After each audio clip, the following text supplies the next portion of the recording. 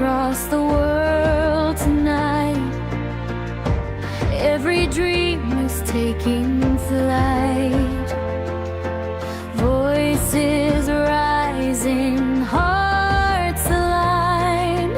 Beauty and courage intertwined. We are stars in the universe, together stronger we rehearse. Hope and love in every land. Miss Universe, we proudly stand. We proudly stand. ubundi abavuga ubwiza bavuga ko ubwiza atari ubugaragarira amaso gusa, ubwo ni uburyo umuntu yitwara n'agaciro ze n'uburyo ashobora guhuza abandi.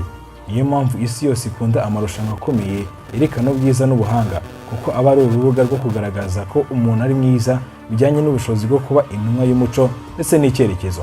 Muri ubwo rwego rero tugiye kubagezaho amakuru ajyanye n'irushanwa rya Miss Universe 2025, aho Fatima Boshe muri Mexique ari wegukanye irushanwa. Baza no kubabwira ku munyarwandakazi bitabiriye irushanwa bwa mbere, bikaba ari ishema ku gihugu cyacu cy'u Rwanda. Abantu benshi bibaza niba Miss Universe bitwara ari amafaranga bamo. Ibyo byose uraza kubisubizwa dore ko ari n'akayabo. Uza kukubwira umubare amafaranga watwaye Miss Universe ahembwa. Uribaza se ubundi ahembwa iki? Yaba ari inzu, yaba ari amafaranga, byose turaza kubikubwira agaciro kabyo ndetse n'izindi bonus abona. Tuza kukubwira ibihugu byemerewe kwitabira Miss Universe, ubwe n'impamvu u Rwanda rugiyemo bwa mbere.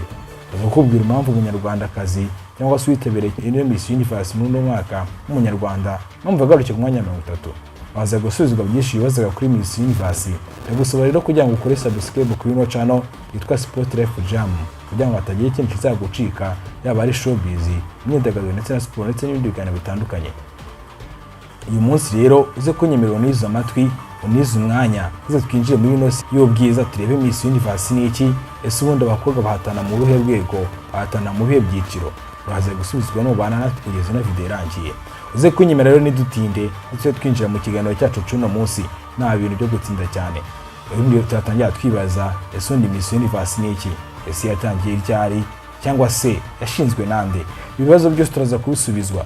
Ubundi Miss Universe ni irushanwa mpuzamahanga ry'ubwiza rihambaye cyane, ntabwo rigaragaza ubwiza gusa cyangwa se ubwiza bw'umubiri, ahubwo rigaragaza n'ubwenge, kwitwara neza ndetse no kugira uruhare mu bikorwa byiza byubaka igihugu ndetse na society muri rusange.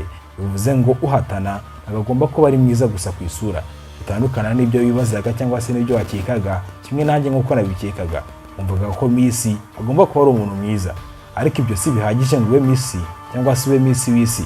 Ugomba kuba uri umuntu w'umuhanga, uri umuntu uzi indimi zitandukanye, uri umuntu ufite ubumenyi bijyanye no kuba wayobora. Bikaba rero ari ibintu biranga kuba waba Miss. Kuva ryashingwa byabaye igikorwa cy'ubushishozi ku isi hose, gikurura amaso y'abarebyi kandi kikanatera imbaraga abakobwa benshi kujyanye no kuba bakigirira icyizere, maze ubwo bakimvamo ko wa Miss Universe. Buri muntu wese cyangwa se buri mukobwa wayumva koko byashoboka. Miss Universe ishinzwe mu mwaka w'1952 n'ikigo cyitwa Pacific Netting Marys, kikaba ari ikigo cyo muri Leta Zunze Ubumwe za Amerika. Kikaba cyarashinze Miss Universe mu rwego rwo kwamamaza imideri ndetse n'imico itandukanye yo mu bihugu bitandukanye byo ku isi, dore ko hitabira ibihugu byinshi, bivuze ngo bari n'imico myinshi igiye itandukanye. Wegukanye no kamba bwa mbere amwita arimo kwesera muri Finland, bari mu mwaka w'1952. Iri rushanwa ryihariye kuba ritari ibanda gusa ku bwiza, ubwo rireba ku bwenge ndetse n'ubushobozi umukobwa afite. Abakobwa bagomba kuba bagaragaza kwiyitaho, kwitwara neza ku rubyiniro cyangwa se stage, ubwo ibijyanye n'uburyo bimurika yigaragaza imbere y'abajaji, bagaragaza koko ubwo bwiza babasha kubwereka abantu. Mu myaka ishize irushanwa ryahindutse ikintu gikomeye cyane, maze riza kuba ryagira ibintu bisabwa byiyongera. Mu cyiciro cya mbere bahatana mu byiciro bitandukanye njye kukugezaho. Icyiciro cy'ibanze abakobwa berekana imyambaro ya siporo, imyambaro y'ijoro ndetse n'imyambaro y'umuco, national costume. Mu cyiciro cya kabiri abacamanza bareba ubwenge, imico myiza n'ubushobozi bwo kugaragaza ibitekerezo. Ibi bibera mu cyitwa interview, aho abacamanza baganira n'abakobwa, maze bitewe n'imisubirize yabo abacamanza bari kureba ubwenge bwabo, imico myiza ndetse n'ubushobozi bwo kuba baganira no gutanga ibitekerezo byubaka. mu gikorwa cya nyuma cyangwa se igikorwa cya gatatu. Abakobwa batanu cyangwa se bageze ku 10 bajya mu ibazwa rya nyuma. Ibazwa riba rigukuramo abantu batatu ba mbere. Ubwo ngubwo ni wabaye Miss igisonga cya mbere, igisonga cya kabiri. Miss Colombia, that means Sushmita Sen, Miss India, you are the new Miss Universe 1994. Abo ngabo nibo basohoka batsinze. Uwa mbere abaye Miss Universe, abiri bakabibisonga. Irushanwa ryibanda ku kuba uwegukanye atari mwiza gusa, cyo cy'ingenzi nakubwira, ahubwo akaba n'umuyobozi, icyitegererezo kandi afite uruhare mu mibereho myiza y'abantu. Mu mateka ya Miss Universe, bamwe mu bakobwa batsinze bagaragaje ubutwari n'ibikorwa byiza. Abo ngabo ni abatsinze Miss Universe ariko mu miyoborere yabo cyangwa se mu gihe bamaze bayoboye bakagaragaza ubutwari ndetse n'ubwitange. Ndaza kukubwira witwa Samisha Saina wari umuhinde umwaka wa 1994, umunyamahanga wa mbere w'ubuhinde watsinze. Yahinduye imitekerereze y'abahinde benshi. Umwanya wa kabiri ndaza kukubwira Zibini Tunzi, akaba ari umunyafurika ukomoka mu gihugu cya South Africa, wari mu 2019 ari guhitabiriye Miss Universe. Uribaza sundi we yakoze iki kugira ngo abari muri runo rutonde? Yashimangiye ubwiza karemano no kurwanya ivangura rishingiye ku gitsina. Urumvikana neza ko uyu mu Miss wari wagaragaye cyane cyangwa se wumvikanye arwanya ivangura rishingiye ku gitsina, ashaka ko abagore nabo bahabwa agaciro.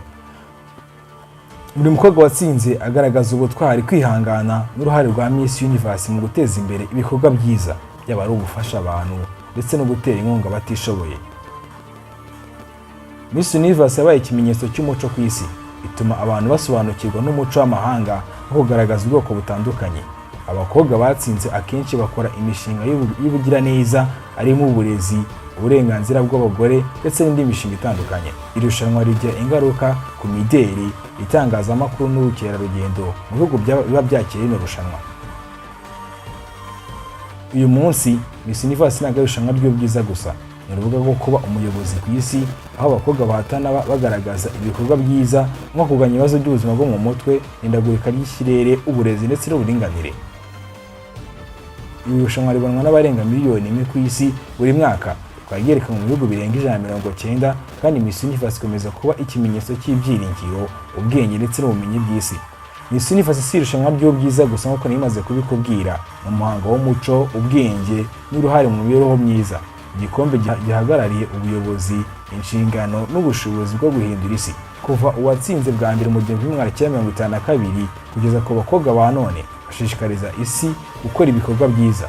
Miss Universe ikomeza gutera imbaraga abakobwa bose ku isi kwigirira icyizere, intego n'ubushake bwo gukora ibintu byiza. Turaza gukomeza mu gice cya kabiri, turavuga kuri Miss Universe muri uno mwaka. Ese Miss Universe muri uno mwaka yatangiye ryari? Yabereye hehe? Miss Universe yabereye ahitwa Bangkok mu gihugu cya Thailand, tariki 21 Ugushyingo 2025. Ese ni ihe mpamvu undi yabarateye ko ino Miss Universe bera Bangkok? Ni impamvu ikomeye ihari, nuko uno mujyi ukomeye ku isi mu bijyanye n'imideli n'imyidagaduro, kandi Thailand yakomeje kwerekana ubushake bwo kuba yashaka rino rushanwa ko ryabera muri kino gihugu. Abakobwa barenga 120 baturutse mu bihugu bitandukanye bahuriye muri Thailand. Uwatsinze yitwa Fatima Boshe muri Mexique, wambitswe ikamba ry'ibirori bikomeye cyane, ikamba rya Miss Universe. Bwari bwa mbere igihugu cya Palestine, igihugu cya Saudi Arabia, igihugu cya Mozambique byitabiriye Miss Universe. Bino bihugu byombi ni inshuro ya mbere byari byitabiriye Miss Universe. Bigaragaza ko irushanwa rikomeje kugenda ryagura imipaka. Nyemerera gato tubanze turebe ubundi bisaba iki kugira ngo witabire Miss Universe. Ese wowe umva kwitabira Miss Universe urasabwa iki? Ibisabwa bya mbere cyangwa se by'ingenzi ku mukobwa.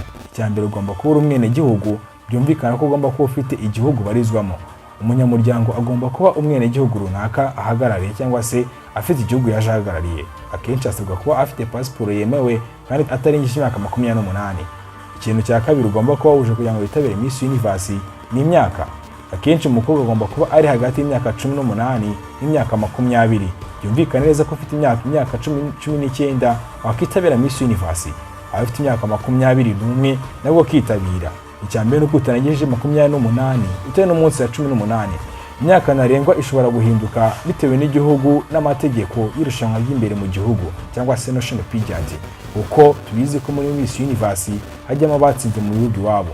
Uburebure n'imiterere cyangwa se beauty standard y'abakobwa bitabira muri Miss Universe, nubwo bitavugwa ku mugaragaro ko hari uburebure cyangwa se ibipimo runaka, abakobwa bagaragaza imico myiza, isura ifite isuku n'ubuzima bwiza. Kugaragaza kwiyitaho n'imyambarire iboneye ni ingenzi muri Miss Universe. Ubushobozi n'imico umukobwa agomba kuba afite, icyambere ni ukwiyubaha no kwitwara neza mu ruhame, nabyo ni ngombwa. Ubumenyi bwo kuganira n'abantu, ubwo ni hahandi hazamo kuba uzi ururimi. Uze kunyemera tuze ku kintu cya karindwi. Umunyamuryango asabwa kwitabira irushanwa ry'igihugu kugira ngo atsindire guhagararira cyangwa se guhagararira igihugu muri Miss Universe. Icyo nicyo kintu cy'ingenzi gikomeye buri munyamuryango cyangwa se buri muntu ushaka kwitabira Miss Universe agomba kuba yujuje, nuko aba yaratsinze Miss cyangwa se Miss Competition mu gihugu cy'iwabo.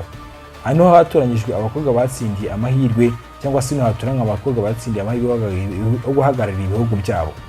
Ibyo abakobwa basabwa kwitegura cyangwa se gutegura nibi ngibi bikurikira. Abakobwa basabwa gutegura video presentation, interviews n'ibikorwa byo kwamamaza imico yo mu gihugu cy'iwabo. Turaza gukomeza ku byiciro bya Miss Universe cyangwa se competition phase. Muri preliminary competition cyangwa se icyiciro cy'ibanze, abakobwa berekana imyambaro cyangwa se ibyiswe nka swimsuit cyangwa se active wear kugira ngo berekane imiterere y'imibiri yabo. Nyuma y'ibi ngibi hakurikiraho ikiganiro cyangwa se cy'abacamanza cyangwa se interview, kigakorwa ahantu hatarangwa urusaku, mu cyumba gusa harimo aba interviewer ndetse n'abakobwa. Ikindi cya gatatu abakobwa bakora ni ukwerekana imyambaro y'umuco, national costume, aho naho buri mukobwa agaragaza imyambaro ijyanye n'umuco w'igihugu yaje ahagarariye.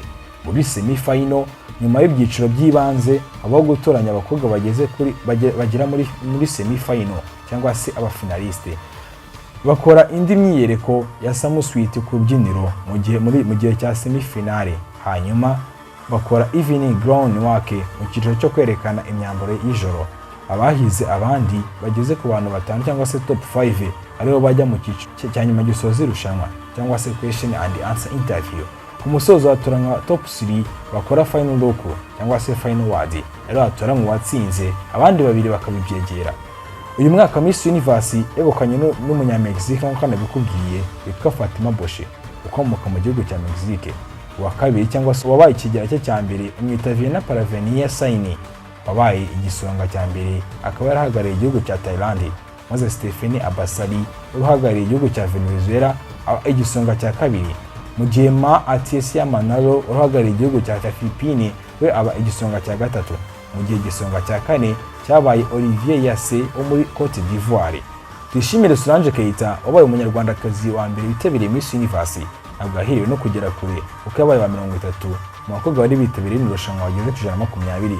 Twishimire imyaka 42 y'amavuko yari yaherutse gutangaza ko nubwo atabasha kwegukana iri rushanwa ntacyo byari bimutwaye, kuko yashoboye gukora ubukangurambaga bugaragaza ko imyaka ari imibare, bityo agatinyira abagore kujya bitabira no marushanwa y'ubwiza.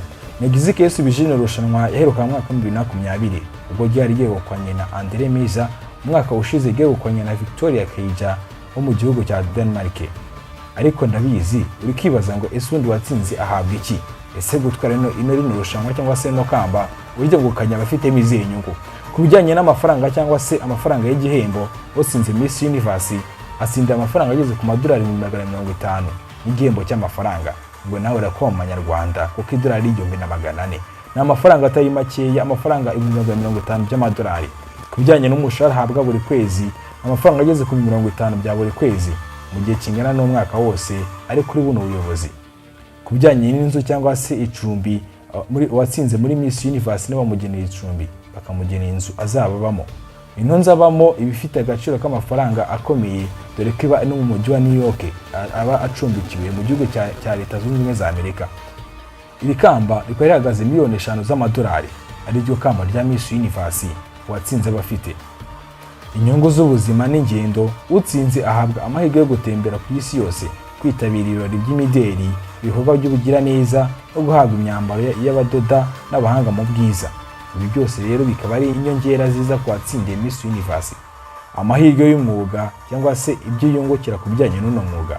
nyuma y'umwaka w'ubutware cyangwa se nyuma y'uko amaze umwaka ayoboye Miss Universe, akenshi uwatsinze ahabwa amahirwe yo gukomeza umwuga w'imideli, kwamamaza ibirango cyangwa se kwinjira mu itangazamakuru. Ibi bikaba ari indi nshinga cyangwa se andi mahirwe uba ufite mu gihe watsindiye kuba Miss Universe.